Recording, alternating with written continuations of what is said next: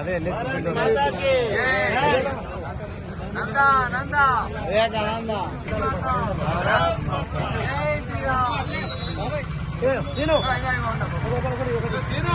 దండలు తీసుకురాలి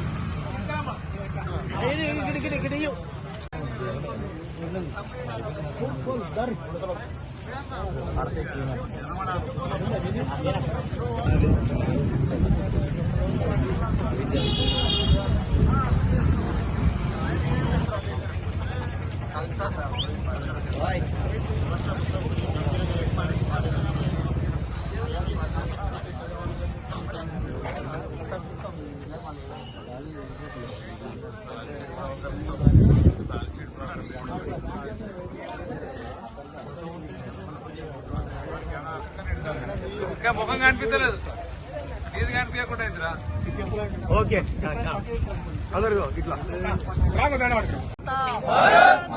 భారత్ మాతా కీ జై భారత్ మాతా కీ జై జై శ్రీరామ్ జై శ్రీరామ్ జై శ్రీరామ్ నందా నందా వివేకానంద నందా నందా వివేకానంద భారత్ మాతా కీ జై జై శ్రీరామ్ జై శ్రీరామ్. ఈ రోజు సుదినం మన దేశంలో ఎందరో మహనీయులు జన్మించిన ఈ గడ్డపై ఒక మహనీయుడు జన్మించి మన దేశానికి ఒక వెలుగునిచ్చిండు. భారతదేశం అంతా కూడా చీకట్లు ఉన్నటువంటి సమయాన, అంటే మన భారతీయులు కూడా విదేశీయుల పొంతాన బానిసలు ఉన్నటువంటి సమయాన ఇక ఎవరు కూడా మన దేశాన్ని కాపాడలేనటువంటి ముహూర్తాన ఒక వెలుగు వెలిగింది. అది దుందిమి నామ సంవత్సరం పుష్యమాసం బహుళ సప్తమి సోమవారం మకర సంక్రాంతి పర్వదినమున భువనేశ్వరీ దేవి విశ్వనాథ తన పుణ్య దంపతులకు నరేంద్రునికి బాలుడు జన్మించాడు. ఆ బాలుడే స్వామి వివేకానందుడు. ఆయన జన్మ